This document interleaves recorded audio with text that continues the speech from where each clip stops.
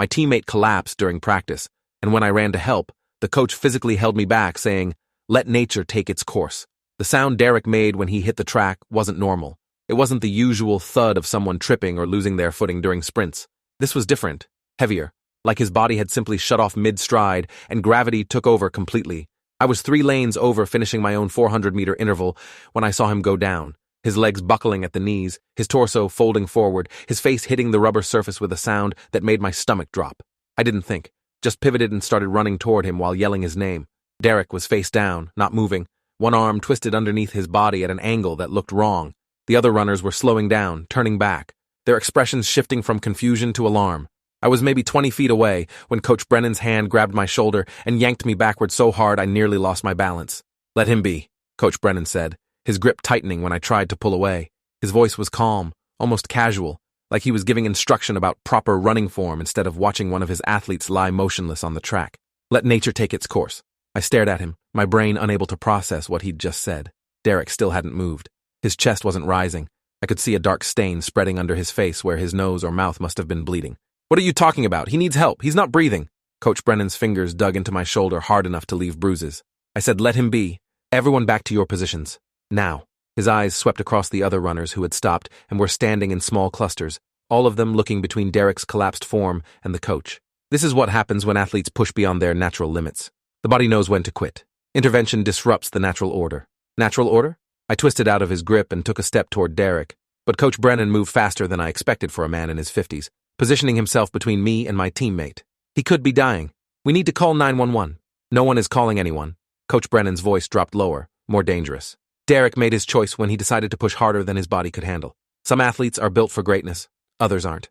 This is how we separate the strong from the weak. The other team members were frozen, their faces pale. I looked at Jeremy, our team captain, expecting him to say something, to do something, but Jeremy just stood there, his eyes fixed on the ground. I looked at Marcus Williams, who'd been Derek's best friend since middle school. Marcus's mouth was open like he wanted to speak, but no words came out. Everyone was paralyzed, and Derek still wasn't moving. I pulled my phone from the pocket of my shorts. "I'm calling an ambulance." Coach Brennan snatched the phone out of my hand so fast I barely saw him move. "You do that, and you're off this team, permanently. No recommendations for college scouts, no letters of reference. I'll make sure every program in the state knows you're a liability who can't follow instructions." My hands were shaking. Derek had been lying there for almost a minute now. Every second mattered. I knew that much from the CPR certification we'd all gotten at the beginning of the season.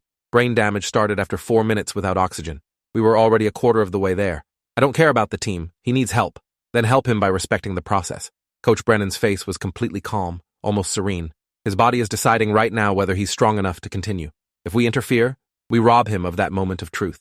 We rob him of the opportunity to prove himself. I looked past Coach Brennan at Derek's still form. The dark stain under his face had grown larger. He's not moving. He's not deciding anything. He's unconscious and bleeding. 5 more minutes. Coach Brennan checked his watch. If he hasn't gotten up by then, we'll reassess. 5 minutes? I couldn't believe what I was hearing. "He'll be dead in 5 minutes. Coach Brennan shrugged, and that gesture, that casual lift of his shoulders while Derek lay dying on the track, made something snap inside me. I faked left, then dove right, trying to get past him. He caught me by the arm and twisted it behind my back, forcing me to my knees. Pain shot through my shoulder and I cried out. "Anyone else want to test me?" Coach Brennan's voice was still calm, still measured. He was barely breathing hard despite restraining me. "Anyone else want to throw away their athletic future because they couldn't follow a simple instruction?" No one moved. 16 other athletes stood in a loose semicircle around us, and not one of them stepped forward. I could see the conflict in their eyes, the fear warring with concern, but fear was winning. Coach Brennan had that kind of power over the team. He'd built the Riverside High track program from nothing to state champions in 5 years. He'd gotten a dozen athletes into Division I programs. He could make or break your future with a single phone call. "Let me go," I said through gritted teeth. My shoulder felt like it might dislocate. "Please, let me help him." "You want to help him? Then trust the process." Coach Brennan released my arm, and I collapsed forward, gasping. "Get back in position, all of you. We have 20 more intervals to complete." Jeremy was the first to move, jogging back to his lane with his head down. Then Amanda, then Kevin, then the rest of them, one by one, returning to their starting positions like nothing was happening, like Derek wasn't bleeding out on the track 20 yards away. Marcus was the last to move, his face streaked with tears, but even he eventually turned away and walked back to his lane. I stayed on my knees, staring at Derek. Still no movement. His skin was getting paler. I could see it from here, the way the color was draining from his visible arm. "This is murder. You're letting him die. This is natural selection." Coach Brennan walked back toward the starting line, stepping over Derek's legs like he was just another piece of equipment left on the track. On your marks. I stood up on shaking legs and walked toward the school building. Coach Brennan's voice followed me. Where do you think you're going? To get help. You take one more step and you're done. Not just track. I'll make sure you're suspended from school. I have relationships with the administration. They trust my judgment on athletic matters. I kept walking. Behind me, I heard Coach Brennan blow his whistle. Fine. Consider yourself expelled from the team. Don't come back. Then to the others. Ready, set, go. I heard them start running. The familiar rhythm of feet hitting the track in staggered intervals. They were actually doing it. They were running sprints while Derek lay dying. I ran toward the main building, my legs burning from the workout but adrenaline pushing me faster. The athletic office was locked. The main office was closed. School had let out an hour ago and most of the staff had gone home. I found a janitor near the cafeteria and tried to explain what was happening, but my words came out jumbled and frantic. Slow down, kid, the janitor said. He was an older man, maybe 60, with kind eyes. What's going on? My teammate collapsed. Coach won't let anyone help him. He's been down for 3, maybe 4 minutes now. We need an ambulance. The janitor's expression changed immediately. He pulled out his phone and dialed 911 while walking quickly toward the track. I followed him, my heart hammering. We emerged from the building and I could see the team still running intervals. Derek was exactly where I'd left him. The janitor was already giving our location to the dispatcher, describing the situation, requesting immediate medical response. Coach Brennan saw us coming and his jaw tightened. He blew his whistle, stopping the workout. This doesn't concern you, Dale. This is a team matter. That boy needs medical attention. Dale, the janitor, pushed past Coach Brennan and knelt beside Derek. He checked for a pulse, put his ear near Derek's mouth, listening for breathing. His face went pale. Jesus Christ. How long has he been down? 4, maybe 5 minutes, I said.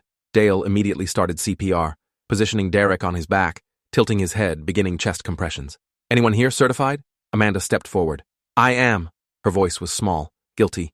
Get over here and help me. Dale kept up the compressions, counting under his breath. Amanda dropped to her knees beside him, and they worked together, switching off every 30 compressions, maintaining the rhythm that might keep Derek's brain alive until the ambulance arrived.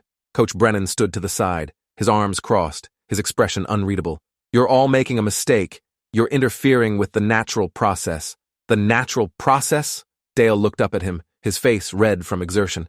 The natural process is that this kid dies because you were too arrogant to call for help. What the hell is wrong with you? I run this program according to principles that have produced champions. Weakness has no place in a championship team. Derek pushed beyond his limits, and this is the consequence. If we save him now, we're just delaying the inevitable. He'll wash out eventually. I stared at Coach Brennan, really seeing him for the first time. His face was calm, his posture relaxed. He genuinely believed what he was saying. This wasn't just negligence or panic. This was philosophy. This was intentional. The ambulance arrived 7 minutes after Dale had made the call. The paramedics took over CPR, loaded Derek onto a stretcher, hooked him up to machines I didn't understand.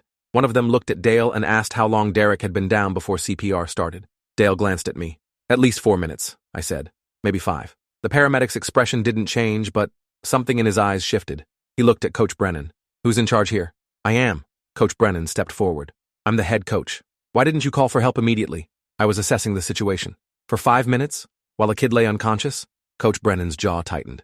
I run my program according to specific principles. Sometimes athletes push too hard.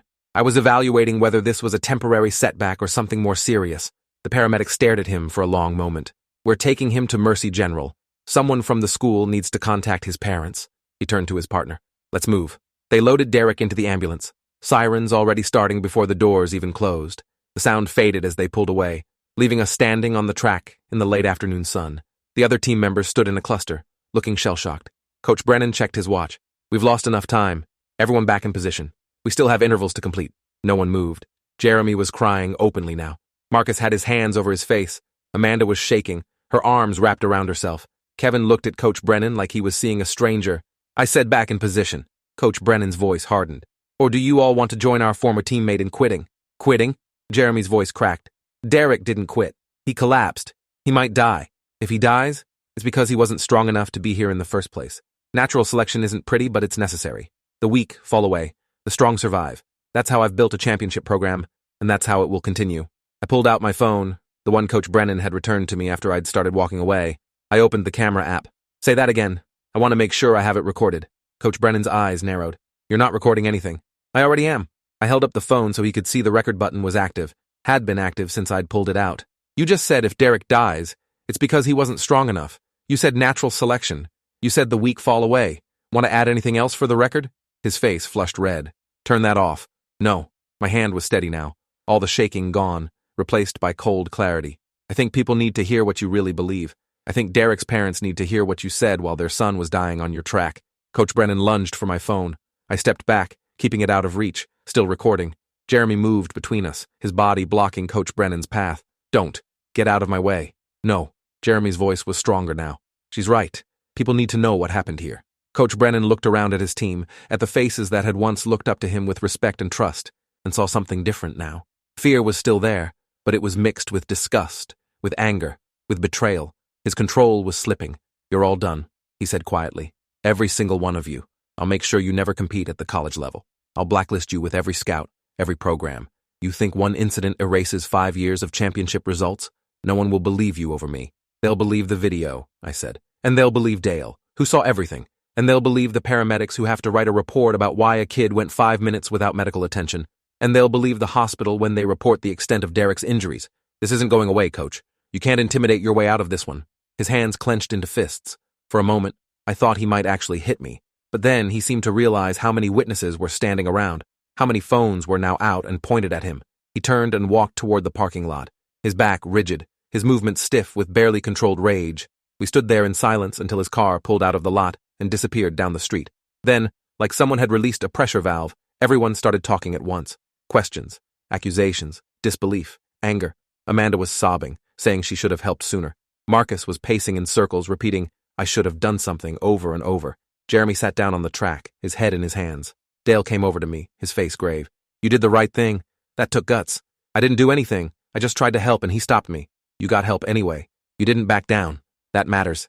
He paused, looking at the team falling apart around us. You should probably get that video to someone safe. Upload it somewhere he can't make it disappear. I immediately emailed the video to myself, to my parents, uploaded it to a cloud drive. Then I called my mom and tried to explain what had happened. She couldn't understand through my stuttering, rushed words, but she heard enough to know something was seriously wrong. She said she was leaving work immediately and would be at the school in 15 minutes. The police arrived before my mom did, 2 officers in uniform, responding to the 911 call Dale had made. They separated us, taking statements from each person individually. When they got to me, I showed them the video. The younger officer watched it twice, his expression getting darker each time. The older officer called someone on his radio, requesting a supervisor. A detective showed up 40 minutes later. Detective Lisa Mercer, mid-40s, sharp eyes that missed nothing. She watched my video 3 times, taking notes. Then she had me walk her through everything from the moment Derek collapsed until Coach Brennan left. She asked specific questions about timing, about exact words, about who did what when. This is bad, she said finally. This is really bad. Your coach prevented medical attention for a student having a medical emergency. That's criminal negligence at minimum, possibly reckless endangerment. If your teammate dies... She didn't finish the sentence, but I understood. If Derek died, Coach Brennan might be looking at manslaughter charges. My mom arrived while I was talking to Detective Mercer. She wrapped me in a hug so tight I could barely breathe, then pulled back to examine my face like she was checking for injuries. Are you okay? What happened? I tried to explain, but the words kept getting stuck. Detective Mercer stepped in, giving my mom a professional summary that somehow made the situation sound even worse. My mom's face went through a series of expressions: confusion, disbelief, horror, rage. Where is this coach now? She asked. We don't know, Detective Mercer said. We have officers heading to his home address. We'll bring him in for questioning. Questioning? He tried to let a kid die. That's not questioning territory, that's arrest territory. We're following proper procedure, ma'am, but yes, based on what I've seen and heard, I expect charges will be filed. My mom turned to me. You're done with this team, done with track, done with any program that monster runs. Mom, I'm already off the team. He kicked me off when I went to get help. Her jaw tightened. Good.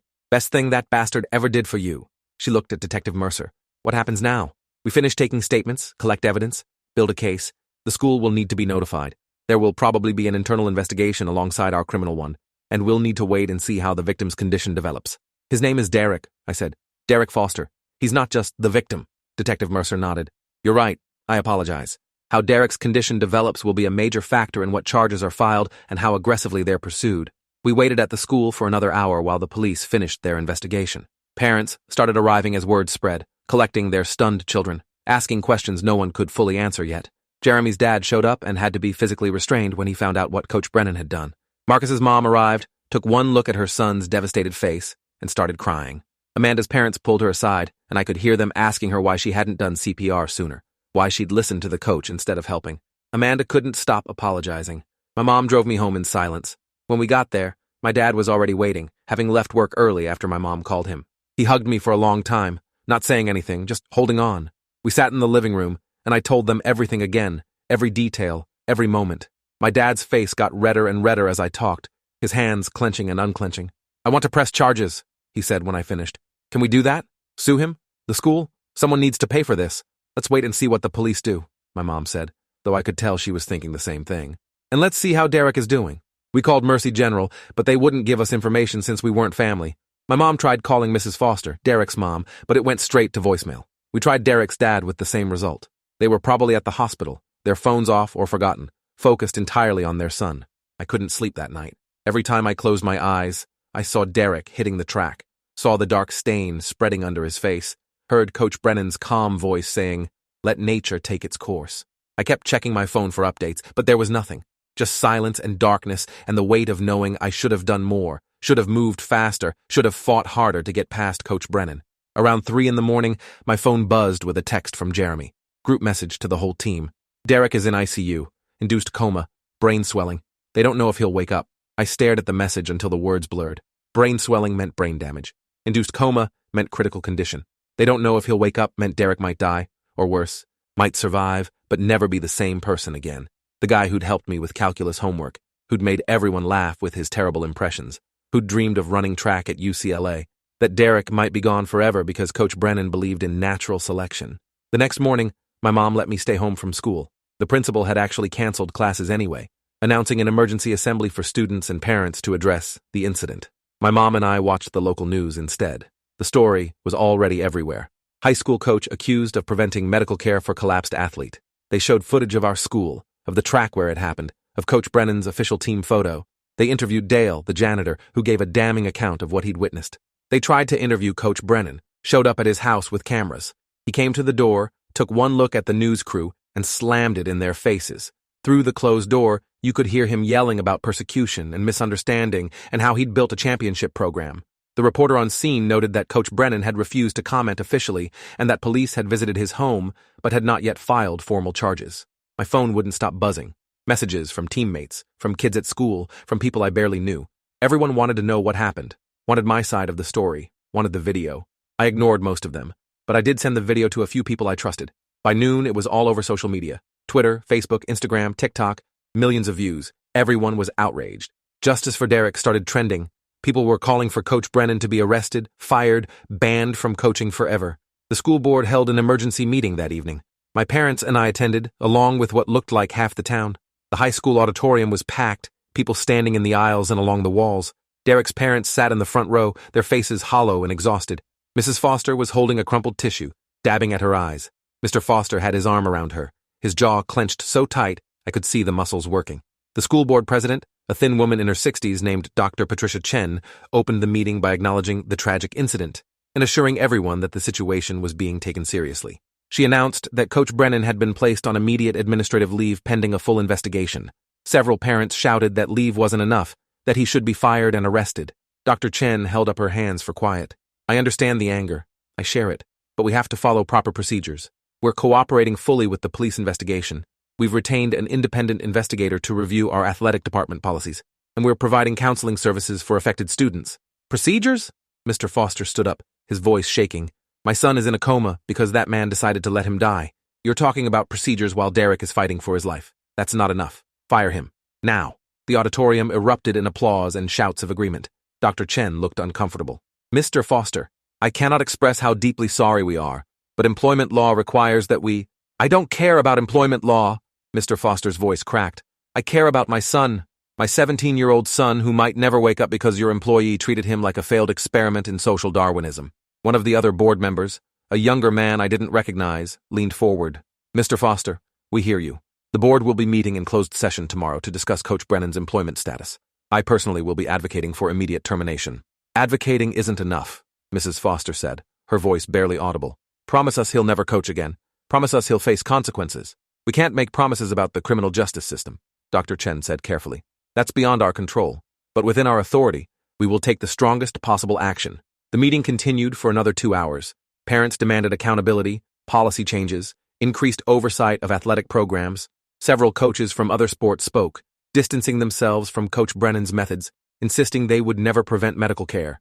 Current and former athletes came forward with stories about Coach Brennan's training philosophy, his obsession with weeding out weakness, his belief that some pain and injury was necessary to build champions. A girl named Veronica, who'd been on the team 2 years ago, stood up and described how Coach Brennan had forced her to continue running on a stress fracture until she collapsed, then berated her for being too soft to push through pain. A guy named Alex talked about Coach Brennan denying water during summer practices, saying true athletes learned to function while dehydrated. Another former athlete described being screamed at for vomiting during a workout, told that nausea was weakness leaving the body. With each testimony, the picture got clearer and worse. This wasn't one incident. This was a pattern. Coach Brennan had been hurting kids for years, and the school had either not known or not cared because he won championships. The track program brought prestige, brought college recruiters, made Riverside High look good, so everyone looked the other way when Coach Brennan's methods crossed lines. After the meeting ended, Detective Mercer approached my parents and me. She looked tired. I wanted to update you. We've formally opened a criminal investigation. The district attorney is reviewing the evidence to determine what charges to file. Your video has been extremely helpful. When will he be arrested? My mom asked. Soon. We're building the strongest possible case. We don't want any procedural mistakes that could let him walk. She paused. You should also know that we've discovered Coach Brennan has no formal medical training, no CPR certification, no first aid credentials. The school required all coaches to maintain those certifications, but he'd been submitting falsified documents for 3 years. My dad's eyes widened. The school never verified them? Apparently not. It's part of why we're looking at potential institutional liability alongside individual criminal charges. There were systemic failures here. Over the next week, more details emerged. Derek remained in a coma. His condition critical, but stable. The doctors said it was too early to know the extent of brain damage, but the longer he stayed unconscious, the worse the prognosis became. His parents maintained a vigil at the hospital, rarely leaving his side. The school set up a prayer vigil and fundraiser to help with medical costs. Coach Brennan hired a high-profile defense attorney who immediately started doing media appearances. The attorney argued that Coach Brennan had been assessing the situation, that he'd believed Derek was merely exhausted rather than in medical distress, that any delay in care was a tragic misunderstanding rather than criminal negligence. He claimed the video had been edited to make Coach Brennan look worse, which was obviously false since I'd uploaded the raw, unedited file. But the attorney's strategy became clear when he started attacking me personally. In a television interview, he suggested I had been insubordinate and disruptive, that I'd had conflicts with Coach Brennan before, that my video was revenge rather than documentation. He implied I'd made things worse by causing chaos when I should have followed proper chain of command. That interview made me furious. My mom wanted to sue him for defamation. My dad wanted to call the reporter and demand equal time to respond, but Detective Mercer advised us to stay quiet, to let the evidence speak, to not engage in a media battle that could complicate the criminal case. The school board met again and voted unanimously to terminate Coach Brennan's employment. He immediately filed a wrongful termination lawsuit, claiming he was being made a scapegoat for a tragic accident. His attorney held a press conference announcing the lawsuit and repeating the claims about misunderstanding and overreaction. But by then, more former athletes had come forward with stories of abuse and negligence.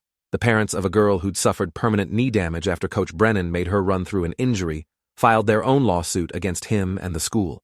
2 weeks after Derek collapsed, the district attorney announced criminal charges: reckless endangerment, child endangerment, and criminally negligent assault.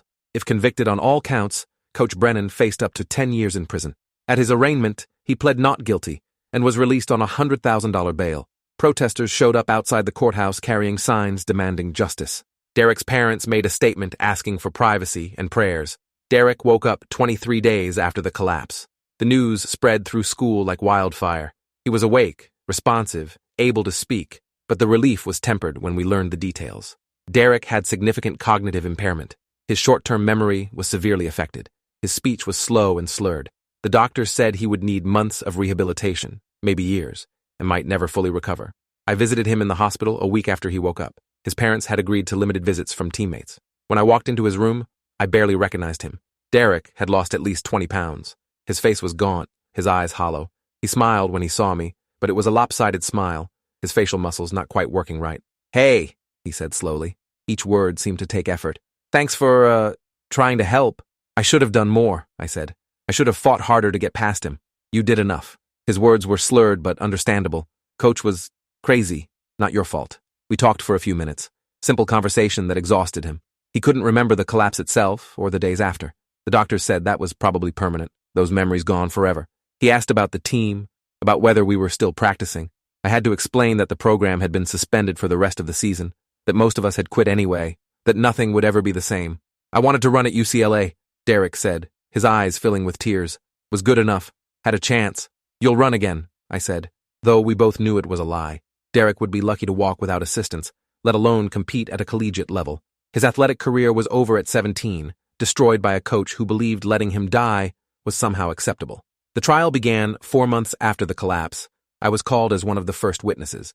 Walking into that courtroom and seeing Coach Brennan sitting at the defense table, wearing a suit and tie, looking calm and composed, made my stomach turn.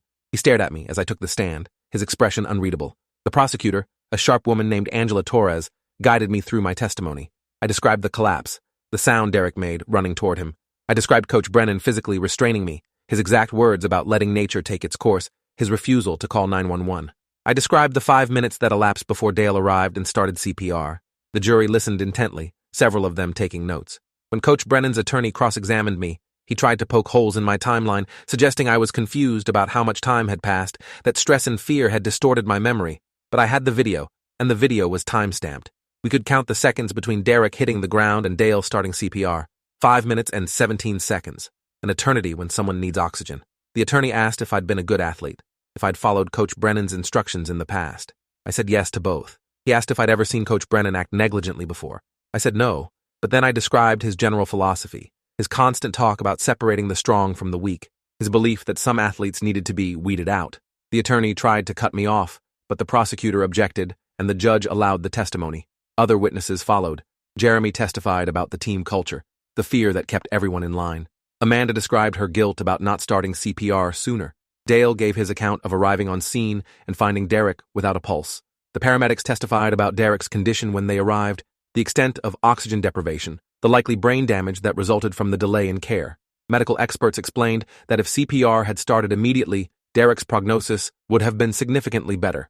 Every minute without oxygen increased the risk of permanent brain damage exponentially. The 5-minute delay was catastrophic. One doctor testified that, in his professional opinion, the delay directly caused the severity of Derek's current condition. Derek himself testified, though it was clearly difficult for him. He struggled to find words, to maintain his train of thought. The jury watched with obvious sympathy as this once promising athlete stammered through his testimony, describing what his life was like now, how he needed help with basic tasks, how he couldn't remember conversations from 10 minutes ago, how he'd never run competitively again. Coach Brennan's defense was exactly what his attorney had promised in opening statements. He'd believed Derek was merely exhausted, had been assessing whether rest would help, had not realized the severity of the situation. He claimed he'd been about to call for help when Dale arrived. He testified that his comments about natural selection had been taken out of context, that he'd been speaking philosophically about athletic training, not literally about letting students die. The prosecutor destroyed him on cross-examination. She played the video over and over, freezing on Coach Brennan's face as he said, "Let nature take its course," as he physically restrained me, as he threatened the team with consequences for helping. She asked him directly, "Did you believe Derek was dying?" Coach Brennan hesitated. "I believed he was experiencing extreme physical stress." "Did you believe he might die if he didn't receive medical attention?" "I didn't think it would come to that." "But you considered it a possibility?" It's always a possibility in athletics. And yet you prevented anyone from calling 911 for over 5 minutes?" "I was assessing the situation. By watching a student lie unconscious and bleeding on your track?" Coach Brennan's attorney objected, but the damage was done. The jury had seen his face in that video, heard his words, watched him physically stop me from helping. No amount of spin could explain that away. The jury deliberated for 6 hours. When they returned, the verdict was unanimous. Guilty on all charges. Coach Brennan's face went white. His attorney immediately filed notice of appeal. The judge scheduled sentencing for 3 weeks later. At sentencing, Derek's parents gave victim impact statements that left the courtroom in tears.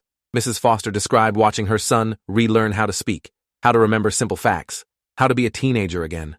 Mr. Foster described the college scholarships that would never come, the track career that was over before it began, the permanent disabilities that would affect Derek for the rest of his life.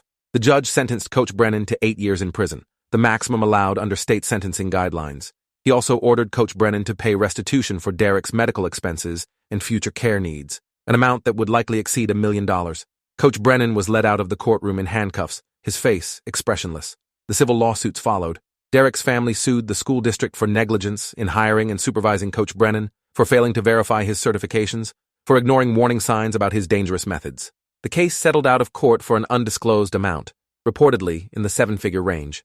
Other former athletes filed their own suits, creating a cascade of legal action that eventually forced the school district to completely overhaul their athletic oversight procedures. I graduated that spring and accepted a track scholarship to a small college 3 hours away. Not UCLA, not the elite program I'd once dreamed about, but a good school with a coach who prioritized athlete safety. Before I left, I visited Derek one last time. He'd made progress in rehabilitation, but would never fully recover. He was living at home with his parents, attending community college part-time, working on regaining independence. "You're going to be great," he said, his speech still slow, but clearer than before. "Win some races for me. I'll do my best," I promised, "and I'll make sure every coach I work with knows what happened here. What can happen when someone abuses power?" Derek smiled his lopsided smile. "Good. Make sure no one else goes through this." I kept that promise. Throughout my college career, I spoke about that day, about the sound of Derek hitting the track, about Coach Brennan's words, about the 5 minutes that changed everything. I gave talks at coaching conferences, at high schools, anywhere people would listen. The video became a training tool for sports medicine programs, an example of what criminal negligence looks like, of why immediate medical response matters, of why coaches need real oversight.